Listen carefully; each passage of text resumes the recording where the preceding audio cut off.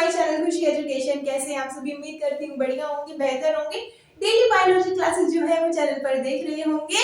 जो हमारा चैप्टर है आज 4 अनुवांशिक एवं जैव विकास से क्वेश्चन होगा। इससे पहले ही हमने 3 जो टॉपिक है वो चैनल पर करा दिए हैं इसी चैप्टर्स के, और बाकी क्लासेस कंप्लीट सीक्वेंस में चल रही है हमारी। ये 11th क्लास होगी, 11th की क्वेश्चन है ये। हमने इससे पहले ही जो क्लास ली है वो है मेंडल के नियम, जिसमें हमने 3 नियमों को एक ही वीडियो में पूरा कंबाइन करके दिया है आपको। बहुत ही ज्यादा हेल्पफुल रहेगी आपको वीडियोस, आप इसको देख सकते हैं। कमेंट बॉक्स में आपको इसका लिंक मिल जाएगा, प्लेलिस्ट बनी हुई है चैनल पर। चलिए तो आज की जो क्लास है वो देख लेते हैं, जिसमें क्वेश्चन 11 है गुणसूत्र का एक नामांकित चित्रण बनाइए, इसके विभिन्न भागों का वर्णन कीजिए। अभी हम जो है वो लॉन्ग क्वेश्चन को डिस्कस कर रहे हैं अभी। उसके बाद शॉर्ट क्वेश्चन, एमसीक्यूज और कुछ टिप्स एंड ट्रिक्स भी आपको एग्जाम की बताई जाएंगी इसी चैनल पर, इसीलिए आप इस चैनल को सब्सक्राइब कर लीजिए और ज्यादा से ज्यादा शेयर करिए। चलिए तो आज का क्वेश्चन आंसर देखते हैं।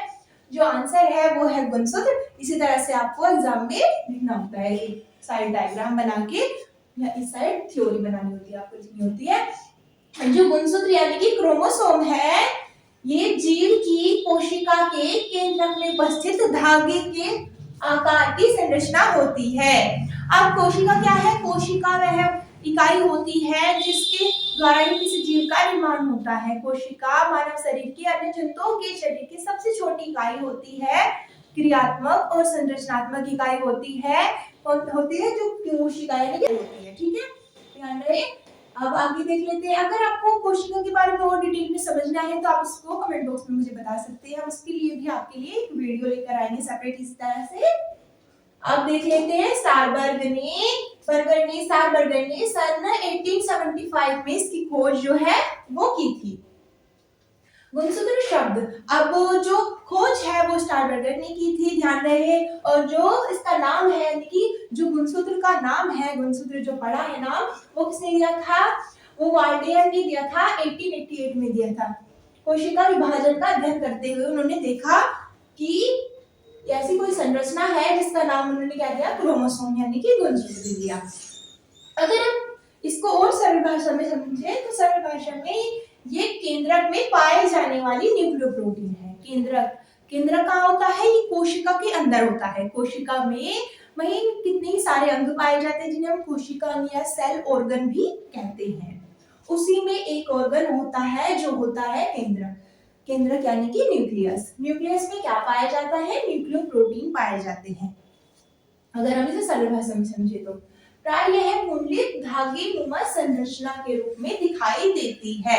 ये कुंडलित धागेनुमा संरचना दिखाई देती है। कुंडलित, ध्यान रहिए। गुणसूत्र पर उपस्थित क्या होती है? गुणसूत्र एक धागे समान संरचना होती है जिन पर क्या पाए जाती है? जिन पर छोटे छोटे महीन जीन्स पाए जाते हैं। अनुवांशिक लक्षणों के वाहक होते हैं। जीन्स क्या होते हैं? अनुवांशिक लक्षणों के वाहक होते हैं। मैंने आपको कई बार बताया है कि अनुवांशिक क्या होते हैं, हेरिडिटी क्या होती है। अनुवांशिक लक्षण वह होते हैं जो उनकी संतान में उनसे पहुंचते हैं, उन्हें क्या कहते हैं? अनुवांशिक लक्षण कहते हैं। तो ये जीन्स क्या होंगे? वाहक का कार्य करेंगे। इस कारण गुणसूत्र को हम क्या कहते हैं? अनुवांशिक वाहक कहलाते हैं। जो गुणसूत्र होते हैं वो क्या कहलाते हैं? अनुवांशिक वाहक कहलाते हैं। किसी एक जाति के सभी जीवों में गुणसूत्र की जो संख्या होती है वो समान होती है। किसी भी जाति के जीव ले लीजिए, उसकी जो गुणसूत्रों की संख्या होगी वो समान यानी कि इक्वल होगी। अब मानव जाति जो होगी उसमें जो गुणसूत्रों की संख्या होगी वो समान ही होगी। ऐसा नहीं है किसी में ज्यादा तो किसी में कम, ऐसा नहीं होती है, समान ही होती है एक ही जाति के जीवों में। लेकिन विभिन्न जातियों के जीवों में इसकी संख्या जो होती है वो भिन्न हो सकती है, अलग अलग हो सकती है। अब किस तरह से देखिए, मानव जाति के जो जीव होंगे उसमें समान होगी। जिस तरह से हम देखेंगे जो गाय होंगी उसमें जो होगी जो समान होगी, यानी कि वो अलग जाति होगी। जो मच्छर होंगे वो अलग जाति के होंगे। इस तरह से गेहूं होंगे वो अलग होंगे। इसलिए इनको आपको ध्यान रखना होगा कि गुणसूत्रों की संख्या समान जाति में समान होती है, लेकिन अगर विभिन्न जाति है, अलग अलग जातियों में इसकी संख्या अलग अलग हो सकती है। देख लेते हैं कुछ इंपॉर्टेंट लिखे हुए हैं मैंने। मनुष्य में जो होते हैं वो 46 गुणसूत्र पाए जाते हैं। ये आपको एमसीक्यूज बेस में भी क्वेश्चन पूछ सकता है एग्जामिनर।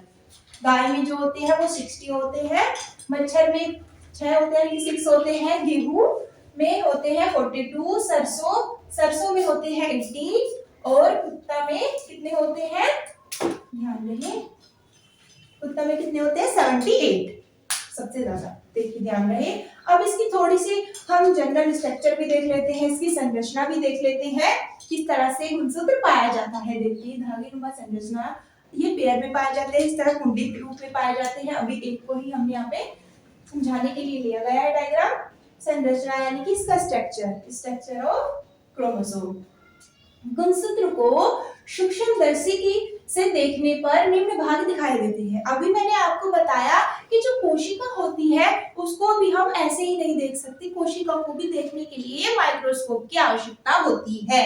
और जब कोशिका को देखने के लिए माइक्रोस्कोप की आवश्यकता होती है तो उसके अंदर जो पाए जाने वाले ऑर्गन है, कोशिका हम कह रहे हैं जिन्हें, वो तो और भी ज्यादा महीन यानी कि छोटे होंगे, तो उन्हें देखने के लिए भी माइक्रोस्कोप की आवश्यकता होती है। इसीलिए संयुक्त माइक्रोस्कोप की आवश्यकता होती है। जो देखा तो उसमें विभिन्न भाग दिखाई दिए इस तरह से, जो कि हम अब एक एक पॉइंट करके समझेंगे। देखिए ये एक क्रोमोसोम का स्ट्रक्चर है। सबसे पहले जो फर्स्ट पॉइंट है वो क्या पाया जाता है, क्रोमीनिमेटा। क्रोमीनिमेटा क्या होता है, ये हर एक गुणसूत्र में कुंडलित या धागे जैसी संरचना होती है। क्रोमेटिन जो होती है इन्हीं हम क्रोमेटा कहते हैं। क्रोमीनिमेटा पर क्रोमोमियर्स की संख्या जो होती है वो सदैव निश्चित होती है। इनमें क्या पाए जाते हैं, ये देखिए आपको क्रोमीनिमेटा पाए जा रहे हैं, इस तरह से कुंडलित संरचना पाई जा रही है इसके अंदर। उसमें क्या होते हैं, क्रोमोमियर्स जो होते हैं उनकी जो संख्या होती है वो हमेशा इक्वल होती है, समान होती है, घटती बढ़ती नहीं है। अब देख लेते हैं मैट्रिक्स। मैट्रिक्स जो होता है ये देखिए, ये जो इसमें लिक्विड पाया जाता है इसे क्या कहते हैं, मैट्रिक्स कहते हैं। यह गुणसूत्र का आधारीय पदार्थ होता है। आधारीय पदार्थ क्यों कह रहे हैं, क्योंकि जो इसमें अंग पाए, जो क्रोमेटिन्स पाए जा रहे हैं उसको सुरक्षित रखता है, उसको व्यवस्थित रखता है, इसीलिए ये लिक्विड पदार्थ है, आधारीय भाग माना जाता है इसको। जिसे हम क्या कहते हैं, जिसमें क्या होता है, क्रोमोनिमेटा पाए स्थित होते हैं, क्रोमोनिमेटा पाए जाते हैं इसके अंतर्गत, जो हमने अभी फर्स्ट हेडिंग में देखा। अब देख लेते हैं थर्ड पॉइंट, पेलिकल। यानी कि पेलिकल क्या होते हैं, यह है क्रोमेटिन पदार्थ की बनी पतली झिल्ली होती है। क्रोमेटिन ये जो बाह्य इसकी संरचना होती है जिसमें क्या पाया जाता है, क्रोमोनिमेटा पाया जाता है, इसमें अंदर की ओर पाया जाता है, यानी कि जो बाह्य झिल्ली होगी प्रोटेक्ट करने के लिए जो झिल्ली पाई जाएगी उसे हम क्या कह रहे हैं, पेलिकल कह रहे हैं। अब ध्यान रही इनमें हिंदी और इंग्लिश में आपको कंफ्यूज नहीं होना है, इसमें हिंदी और इंग्लिश में एक ही नाम है। अब फोर्थ पॉइंट देख लेते हैं। अभी इसमें हमारा रह गया था ये गुणसूत्र को चारों ओर से आवरण, यानी चारों ओर का आवरण बनाती है। चारों ओर का आवरण क्या बनाती है, पेलिकल बनाती है। अब 4 पॉइंट देख लेते हैं। सेंट्रोमियर। सेंट्रोमियर क्या होता है, देखिए गुणसूत्र को दो भुजाओं में बांटा जा सकता है, यानी कि बांटता है। सेंट्रोमियर क्या होता है, किसी भी गुणसूत्र को दो भागों में विभाजित करता है। ये भुजाएं जो होती है वो बराबर लंबाई की या छोटी बड़ी भी हो सकती है। यहाँ पर देखिए सेंट्रोमियर जो है वो दो गुणसूत्र को आपस में जोड़ने का कार्य करता है, और ये जो इनकी लंबाई है वो छोटी बड़ी भी हो सकती है, ध्यान रहे। लास्ट एंड 4 पॉइंट देख लेते हैं। सैटेलाइट। सैटेलाइट क्या करती है, गुणसूत्र के सिरे पर स्थित यह गोलाकार संरचना होती है। गोलाकार संरचना देखिए, आप नीचे की ओर देखेंगे, सिरे पर क्या पाई जा रही है, सैटेलाइट पाई जा रही है। जिस गुणसूत्र में सैटेलाइट पाया जाता है उसे ही सेट गुणसूत्र कहते हैं। जिस गुणसूत्र में क्या पाया जाता है, सैटेलाइट गुणसूत्र पाया जाता है उसे क्या कह रहे हैं, सेट गुणसूत्र कहते हैं, ध्यान रखिए। अब कुछ और भी इंपॉर्टेंट है, देखिए आप देखिए गुणसूत्र के प्रकार। गुणसूत्र को भी दो प्रकारों से विभाजित किया गया है, कौन कौन से देखते हैं। अलिंगी गुणसूत्र जिसे हम इंग्लिश में ऑटोसोम कहते हैं, लिंग गुणसूत्र जिसे हम सेक्स क्रोमोसोम कहते हैं।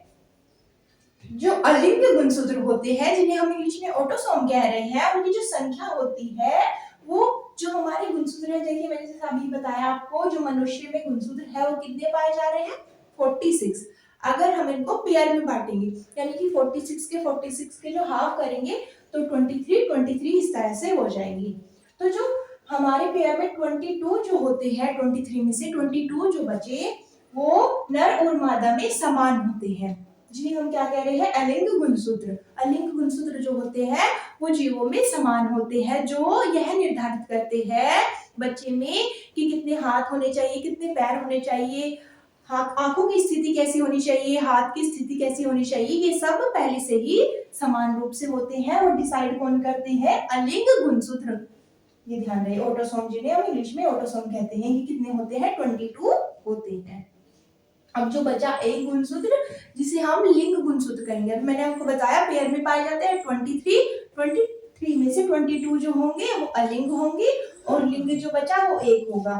लिंग गुणसूत्र जो नर और मादा में अलग अलग होते हैं, जो ये निर्धारित करते हैं नर का शरीर कैसा होगा और मादा का शरीर किस तरह से होगा। इसमें ये देखिए, ये 23 जोड़े होते हैं, जो मादा में पाए जाते हैं वो XX होते हैं गुणसूत्र, और जो नर में पाए जाते हैं वो XY होते हैं, ध्यान रहे।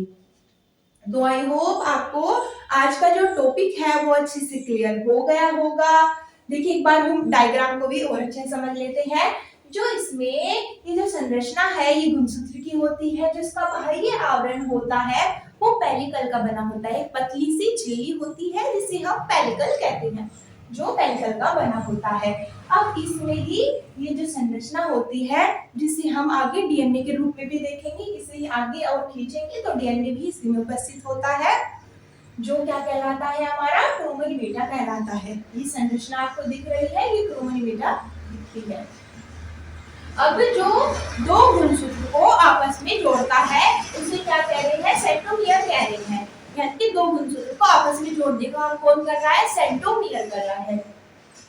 तो और इसके अंदर जो लिक्विड है, जो सभी ऑर्गन्स को, इसमें जो पाए जाने वाला क्रोमोसोम है उसको व्यवस्थित कर रहा है, उसको क्या कहेंगे हम उसको कहेंगे मैट्रिक्स। क्या कहेंगे उसको, मैट्रिक्स, जो लिक्विड पदार्थ इसमें पाया जाता है। लास्ट पॉइंट जो है वो सैटेलाइट है, वो जो एक गोल सी संरचना होती है इस तरह से, यहाँ पर हमने अभी पढ़ा था, जो गुणसूत्र में क्या कहलाती है, जिसे हम सेट गुणसूत्र भी कहते हैं, जिसमें क्या पाए जाते हैं, सेट गुणसूत्र पाए जाते हैं, इसी कारण इन्हें सेट गुणसूत्र कहते हैं, इसी के नाम पर सैटेलाइट के। तो आई होप फ्रेंड्स आपको ये जो टॉपिक है वो अच्छे से क्लियर हो गया होगा। अगर आपका कोई भी डाउट रहता है तो आप मुझसे कमेंट सेक्शन में पूछ सकते हैं। एंड ऐसी वीडियो के लिए देखने के लिए लाइक शेयर सब्सक्राइब करना मत भूलिएगा फ्रेंड्स। तो मिलते हैं नेक्स्ट वीडियो।